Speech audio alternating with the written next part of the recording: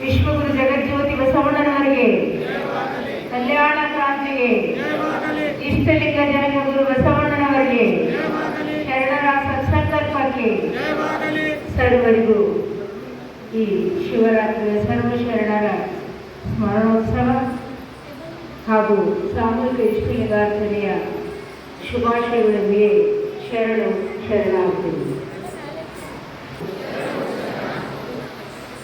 ನಾವೆಲ್ಲ ಯಾವುದಕ್ಕೂ ಸೌಭಾಗ್ಯ ಅಂತಿರ್ತೀವಿ, ಆದರೆ ನಿಜವಾದ ಸೌಭಾಗ್ಯ ಯಾವುದಂದ್ರೆ ಲಿಂಗ ಪೂಜೆಯೇ ನಿಜವಾದ ಸೌಭಾಗ್ಯ ಅಂತ. ಒಂದು ಮನೆಯ ಶೋಭೆ ಯಾರು ಅಂತ ಕೇಳಿದ್ರೆ ಗಂಡು ಮಗನ ಹೆಣ್ಣು ಮಗನ? ನೀವು ಹೇಳಿ. ಈಗ ಹೇಳೋ ಧೈರ್ಯ ಯಾರಿಗೂ. ಈಗ ಇಬ್ಬರು ಅಂತ ಮಕ್ಕಳೇ ಧೈರ್ಯ. ಆದ್ರೆ ಇದಕ್ಕೆಲ್ಲ ಏನಿತ್ತು? ಒಬ್ಬ ಗಂಡು ಮಗ ಒಂದು ಮನೆಯ ಸೌಭಾಗ್ಯ.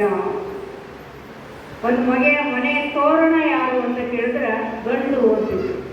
ಆದರೆ ನಮ್ಮ ಶರಣರು ಶಿವಯೋಗಿ ಸಿದ್ದರಾಮೇಶ್ವರ ಹೇಳ್ತಾರೆ, ಒಂದು ಮನೆಯ ತೋರಣ, ಒಂದು ಮನೆಯ ಸೌಭಾಗ್ಯ ಯಾವುದು ಅಂತ ಕೇಳಿದ್ರೆ ನಿತ್ಯ ಲಿಂಗಾರ್ಚನೆಯೇ ಸೌಭಾಗ್ಯ ಅಂತ. ನಾವು ಸೌಭಾಗ್ಯವಂತರಿದ್ದೀವಿ ಅಂತ ಯಾವಾಗ ಅನ್ಕೋಬೇಕಂದ್ರೆ ಎದೆ ಮೇಲೆ ಲಿಂಗ ಇರಬೇಕು, ಪ್ರತಿದಿನ ಲಿಂಗ ಪೂಜೆ ಮಾಡಬೇಕು. ಶಿವರಾತ್ರಿ ಒಮ್ಮೆ ನಾವು ಮಾಡ್ತೀವಿ ಯಾಕ್ರಿ ಅಂತ ಕೇಳ್ತಾರೆ ಭಾಳ ಜನ. ಎಂದು ಮಾಡೋರು ಒಂದಿನ ಮಾಡಲಿ ಅಂತ, ಅದು ಸಾಮೂಹಿಕವಾಗಿ ಅವತ್ತೊಂದು ಸಲ ಭಯ ಭಕ್ತಿಯಿಂದ ಮಾಡಲಿ ಅಂತ ಮಾಡ್ತಾರೆ. ನಾವು ದಿನ ಮಾಡ್ಕೊಂಡ್ರೆ ಯಾಕೆ ಮಾಡ್ಕೋಬೇಕ್ರಿ? ಕಷ್ಟಪಟ್ಟು ಅವ್ರ ಜೊತೆ ಇನ್ನೊಂದು ದುಡಿಯೋ ಬರಕ್ಕೆ ಬಿಡಕ್ಕೆ ತಯಾರಿಲ್ಲ, ಇಷ್ಟೆಲ್ಲ ಕಷ್ಟಪಟ್ಟು ಯಾಕೆ ನಾವು ಮಾಡ್ಕೋಬೇಕು ಅಂತ ಕೇಳಿದ್ರೆ ನೀವು ಒಂದು ಮಾತು ಹೇಳ್ತೀನಿ, ಯಾವಾಗಲೂ ಒಂದು ಸಿಡಿಲು ಬಡೀತು ಅಂತ ಕೇಳಿದ್ರೆ ಒಬ್ಬರಿಗೆ ಬಿಡಲ್ಲ, ಅಕ್ಕಪಕ್ಕದವರಿಗೆಲ್ಲ ಬಡೀತದೆ. ಹಾಗೆ ಪ್ರತಿದಿನ ಲಿಂಗ ಪೂಜೆ ಮಾಡುವವರು ಹೆಂಗಿರ್ತಾರೆ ಅಂದ್ರೆ ಒಂದು ಶಕ್ತಿಯ ಕುಂಡ ಇದ್ದಂಗಿರ್ತಾರೆ, ಶಕ್ತಿಯ ಕುಂಡ ಇದ್ದಂಗಿರ್ತಾರೆ. ನೀವು ಎಂದೂ ಮಾಡಾಕ ಮಾಡ್ಕೊಂಡ್ರಿ ಅಂತ ಕೇಳಿದ್ರೆ, ಎಂದೂ ಪೂಜೆ ಮಾಡಾಕ ಪ್ರತಿದಿನ ಪೂಜೆ ಮಾಡೋರ ಜೊತೆ ನೀವು ಮಾಡ್ಕೊಂಡ್ರಿ ಅಂತಂದ್ರೆ ಏನಾಗ್ತದ? ಅವರ ಶಕ್ತಿ ಸಿಡಿಲು ಬಡ್ದ ನಿಮಗೂ ಕೂಡ ಹರಿದು ಬರ್ತದ. ಯಾವಾಗಲೂ ಗಾಳಿಯಲ್ಲಿ ಒಂದು ತೇರ್ತಾ ಇರ್ತದೆ. ಬರೀ ನಾವು ಒಬ್ಬರಿಗೆ ಸಂಕಲ್ಪ ಮಾಡಿದ್ರೆ ಆಗಲ್ಲ. ಯಾವುದು ಎಲ್ಲರೂ ಕೂಡ ಒಂದು ಸಂಕಲ್ಪ ಮಾಡಿದೀವಿ, ಎಲ್ಲರೂ ಕೂಡ ಒಂದು ಕನಸು ಕಂಡಿವಿ ಅಂತ ಕೇಳಿದ್ರೆ ಮೊದಲನೇ ನನಸಾಗ್ಬಿಡ್ತದೆ. ಎಲ್ಲರೂ ಕೂಡ ಒಂದು ಕನಸು ಕಾಣಬೇಕು, ಒಬ್ಬರೇ ಕಾಣಬಾರ್ದು. ಹಾಗೆ ಇಡೀ ಭಾರತ ದೇಶದಲ್ಲೆಲ್ಲ ಇವತ್ತ ಒಂದು ರೀತಿಯಲ್ಲಿ ಲಿಂಗ ಪೂಜೆ ನಡೆದೇ ಇರ್ತದೆ. ಸಾವಿರಲಿಂಗ ಪೂಜೆಯನ್ನು ನಡೀಲಿ, ಇಷ್ಟಲಿಂಗ ಪೂಜೆಯನ್ನು ನಡೀಲಿ, ಎಲ್ಲ ತಲೆಯಲ್ಲಿ ಏನಿರ್ತದೆ ಇವತ್ತ? ಲಿಂಗ ಲಿಂಗ ಲಿಂಗ ಪೂಜೆ ಲಿಂಗ ಪೂಜೆ ಲಿಂಗ ಪೂಜೆ ಅನ್ನೋದಿರ್ತದೆ. ಹಾಗೆ ಎಲ್ಲರೂ ಕೂಡ ಒಂದು ಸದ್ಭಾವ ಇವತ್ತು ತುಂಬಿಕೊಂಡಾಗ ಕುಡಿಯೋರು ಕುಡಿಯೋದಿಲ್ಲ, ಸೇದೋರು ಸೇದೋದಿಲ್ಲ, 3 ಹೊತ್ತು ಉಣ್ಣೋರು 1 ಹೊತ್ತು ಉಣ್ಣಂಗಿಲ್ಲ. ಎಷ್ಟೊಂದು ತಲೆ ಸ್ನಾನ ಮಾಡಿಕೊಂಡು ಒಂದು ವಾತಾವರಣವೇ ಒಂದು ಪಾಸಿಟಿವ್ನೆಸ್, ಎಲ್ಲಿ ನೋಡಿದ್ರು ಕೂಡ ಪಾಸಿಟಿವ್ನೆಸ್ ತುಂಬಿರ್ತದೆ. ಅದಕ್ಕಾಗಿ ಸಕಾರಾತ್ಮಕ ಚಿಂತನೆಗಳು ತುಂಬಿದಾಗ ನಮ್ಮ ಸಂಕಲ್ಪಗಳು ಕೂಡ ನಾವು ಕೇಳಿ ಬಿಡ್ಬೇಕಾದ್ರೆ ಭಾಳ ಹಗುರವಾಗಿ ಕೇಳ ಹೋಗ್ತವೆ. ಇವತ್ತು ನೀವು ಒಂದು ಸಂಕಲ್ಪ ಮಾಡ್ಕೋಬೇಕು. ನೀವು ಏನು ಸಂಕಲ್ಪ ಮಾಡ್ಕೋತೀರೋ, ನೀವು ಏನು ಬೇಕಾಗಿರೋ, ನಾವು ಬೇಡಬೇಡ್ರಿ ಅಂತ ಹೇಳಂಗಿರಿ. ಬಸವಣ್ಣವ್ರು ಬೇಡ ಅಂತ ಹೇಳ ಏನಂತ ಹೇಳ್ಯಾರ?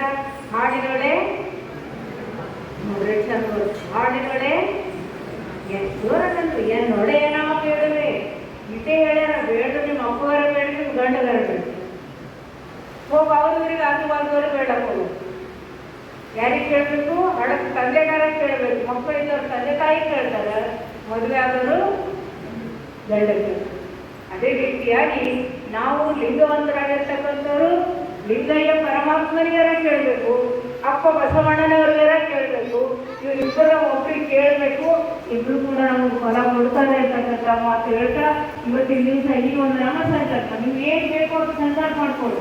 ಕಣ್ಣು ಮುಚ್ಚಿ ಒಂದು ಗಳಿಗೆ ಧ್ಯಾನ ಮಾಡಿ ನೀವು ನಿಮ್ಗೆ ಏನಾಗಬೇಕು, ಈ ವರ್ಷ ನೀವು ಮುಂದಿನ ಶಿವರಾತ್ರಿ ತನಕ ಏನಾಗಬೇಕಂತೀರಿ ನಾನು ಗ್ಯಾರಂಟಿ ಕೊಡ್ತೀನಿ. ನೀವು ಭಕ್ತಿಯಿಂದ ಕೇಳಿದ್ರಿ ಅಂತ ಕೇಳಿದ್ರೆ ಕೊಡಲಾರ್ಲಿಕ್ಕೆ ದೇವರಲ್ಲಿ ಶಕ್ತಿ ಇಲ್ಲ. ನೀವು ಭಕ್ತಿಯಿಂದ ಕೇಳಬೇಕಷ್ಟೇ. ಏನಾದರೂ ಆಗಿಲ್ಲ ಅಂತ ಕೇಳಿದ್ರೆ ನಮ್ಮೊಳಗೆ ಭಕ್ತಿಯ ಕೊರತೆ ಅಂತ ಅರ್ಥ ಆಗ್ತದ.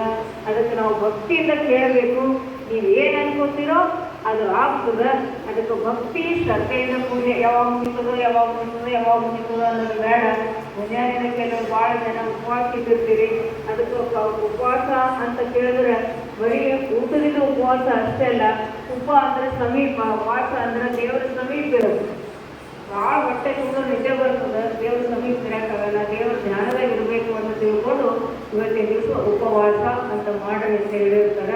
ಅದಕ್ಕೆ ಈಗ ನಾವೆಲ್ಲರೂ ಕಣ್ಣು ಮುಚ್ಚಿ ಒಂದು ನಿಮಿಷ ಕಣ್ಣು ಮುಚ್ಚಿ ನೇರವಾಗಿ ಕುಳಿತುಕೊಂಡು ಎರಡು ಉಪ್ಪುಗಳ ಮಧ್ಯದಲ್ಲಿ ದೃಷ್ಟಿಯಲ್ಲಿ ಇರಿಸಿ ನಿಮ್ಮ ಸಂಕಲ್ಪ ನೀವು ಮಾಡ್ತೀವಿ.